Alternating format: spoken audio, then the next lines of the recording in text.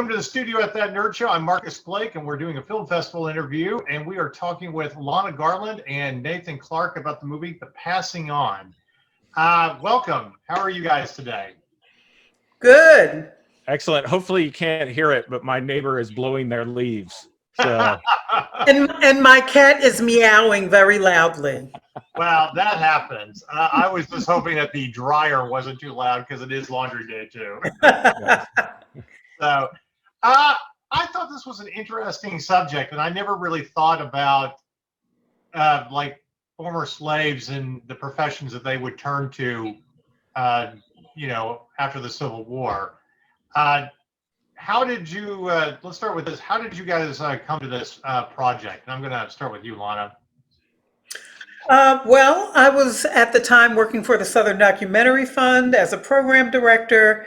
And so Nate was one of our very talented, he was on our roster of filmmakers with a project called We All Die, which was a survey film about death, not rooted in any one particular community, but just a survey film.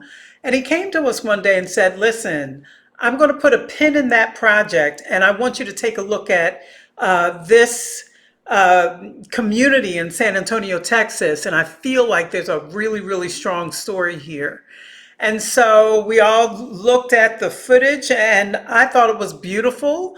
I felt like, there was a respect for the African American community there. And I also felt like there were some things that we needed to or things that he needed to know about that particular community and where it sits within the African American culture.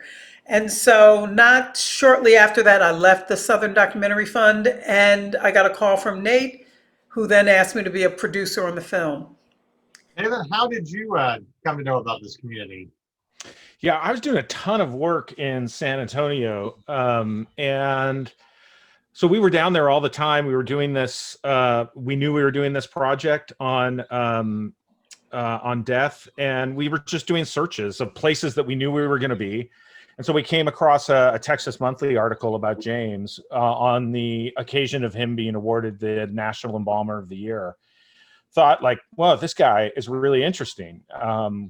I mean, the National Embalmer of the Year as an award is a very interesting thing. I didn't even know there was an award for such a Yes. And I think it's important to say it's more of a legacy award than it is a contest award, right? Like there's not a competition. And so we went and started. we went like that. There's a producer out there with reality TV. Wait. Yeah. Yes. So we met James and decided to film with him. What we thought was going to be a segment. And I think we were just so completely taken with James, and particularly how he taught sort of young embalmers. And so that began a conversation with James about following up and continuing to do more filming. And eventually that morphed into what you see here.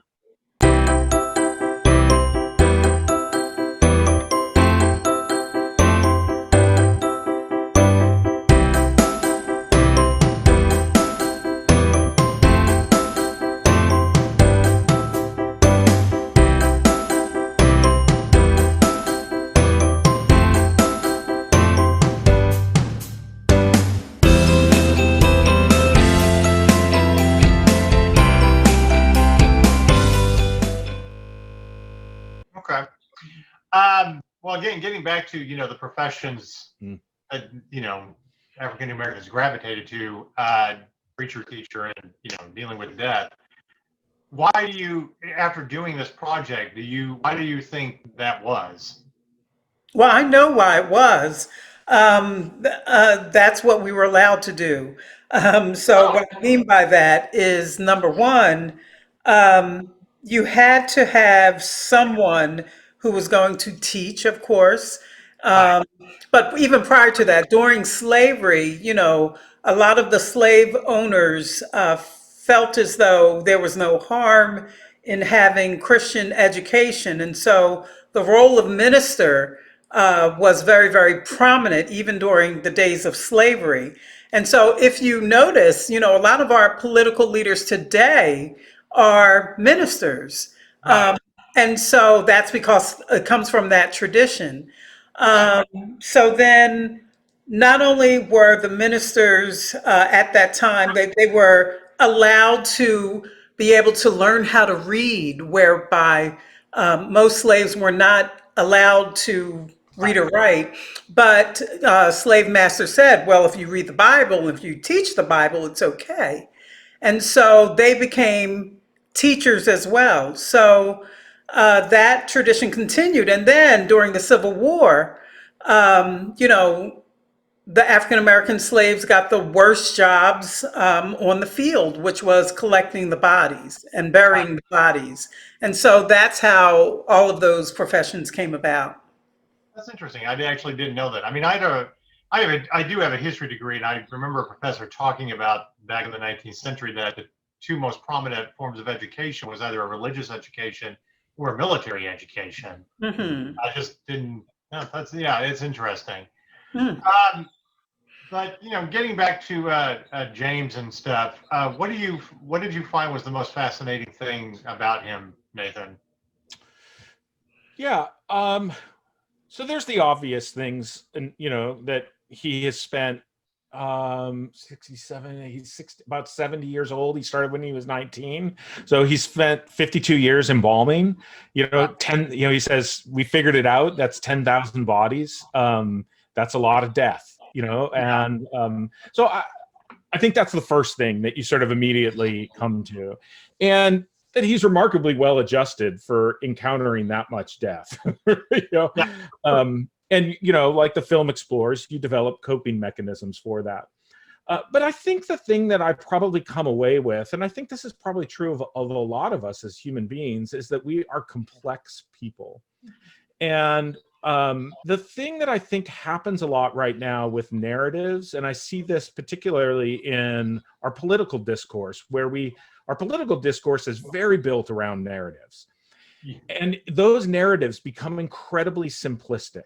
It's all about simplifying the other person so you don't have to deal with the complexity of who they are. And that they are human beings with all sorts of feelings that sometimes run counterintuitive to one another. And so there's this moment in the making of the film where we had to wrestle with revealing a couple things that James feels about Clarence, the other character, that we didn't agree with, that we knew a lot of our audience wouldn't agree with, that made us kind of feel a little bit, to be honest, uncomfortable. But it's true to who he is, and it doesn't change the fact that he is a remarkable man. But like us all, we are all flawed, and he was gracious enough to bring us into that. And so I think that's one of the things that I would take away from him, is that like us all, he is incredibly complex, and there are points in his life where I have a deep resonance, and then there are other points where I have a deep dissonance. But that doesn't mean that I can't have still a relationship with him. Right. Well, something that we wish more and more people in the realm of politics could explore. And I say that as we're coming up on Thanksgiving, and the conversations are probably going to be really awkward because of the election. But yeah. When you talk about the distances and stuff like that, I thought it was kind of an interesting angle when you're dealing with someone who is of faith but also homosexual, and the judgment that you get with that.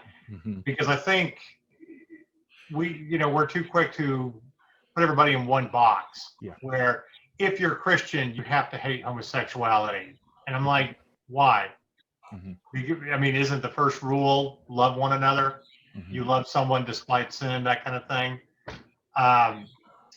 Is that something that you were kind of talking about in dealing with his character? Yeah, very much so. And the funny thing too about like James is there's what you say and there's what you do. And in many, I don't doubt that there were a lot of people in Clarence's life that really were judgmental towards him. And I think that probably James said dumb stuff towards him too, that would make our cringe. But it also should be noted that James really cared for and loved Clarence, and really stuck his neck out for him. And I think all both James and Clarence in any number of boxes that you look at do have this sort of like, if you just take two of the boxes, you kind of go, well, that doesn't quite add up. Like, how can those two things be together? And, but I think when you look at the whole human person, it begins to make sense.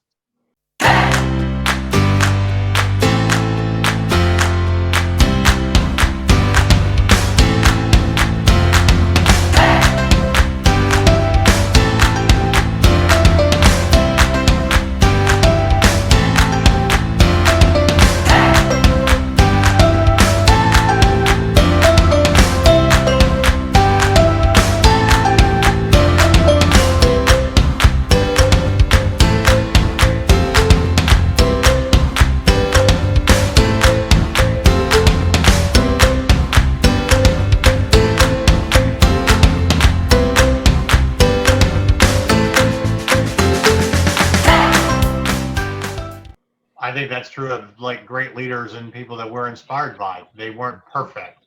Yeah. But does that take away from the fact that they can still inspire us, despite their faults? So. Yeah.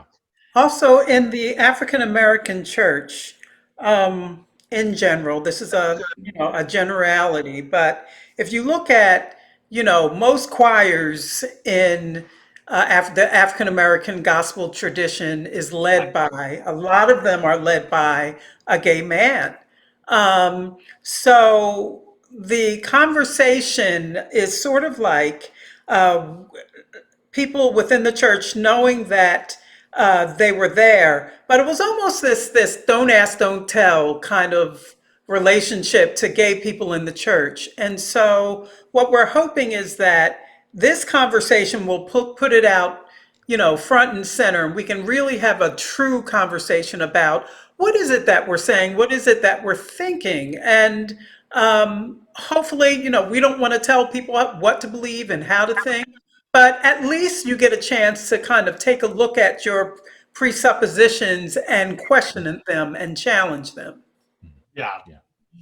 I was in the Army before Don't Ask, Don't Tell was repealed, and we always kind of had to say it's like we didn't really need that because you always knew, and most people didn't care as long as you could do the job, that kind of thing.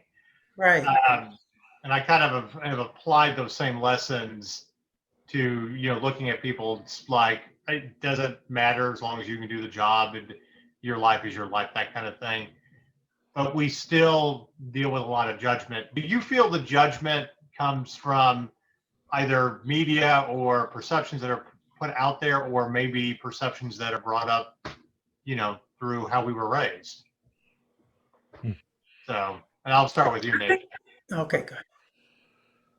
For Clarence, we're talking about, I've got to think that, it's a combination of it, right? Like, he's clearly had experiences where he can sort of say, this person said this thing, right? It's not just this like innocuous message or ambiguous message that you get from, it's clearly not innocuous, an ambiguous message that you get from the media. I think there's probably some of that, right? You watch a show and say, I can't be myself because what will happen to that person that I watched on the show will happen to me. But I think a lot of it is, his experiences coming, there's a whole story there, but his experiences coming out of the closet, trying to talk to his pastor about it, being told to basically pray the gay away. That was what he would do and should do. And then coming to the realization that wasn't going to happen. That's not going to work for him. One more question. So I'm going to jump into our nerdy question. Yeah. So we like to ask all of our filmmakers this.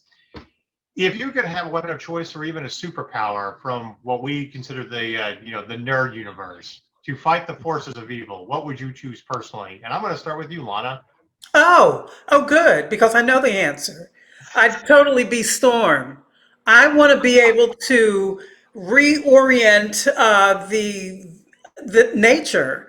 I'm a nature girl. I love nature, and so I would be Storm. And so I would just, make the wind blow when the wind needed to blow, et cetera, et cetera. I feel like there's a story with every time I want to go for a walk, it's raining, clouds out of the way. There you go. You can have that. Yes. How about you? There's sort of two answers. I sort of think about, like, growing up, the comic books that I read, like, who are the people that I resonated with most? And so there's the obvious answer, right? You want the person that has the most power, somebody like Magneto or something like that, right. Because, but I will say that, like, the people that I liked the most were tended to be the sort of tangential people. Like, for some reason, I loved Colossus. So I'm going to go with the ability to turn myself into metal. Nice. Nice. Great answer. All right. I'm going to turn you over to Justina and John. Great film.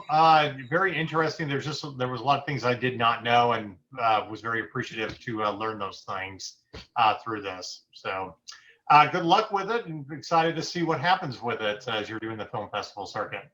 Thanks, Marcus. Thank you.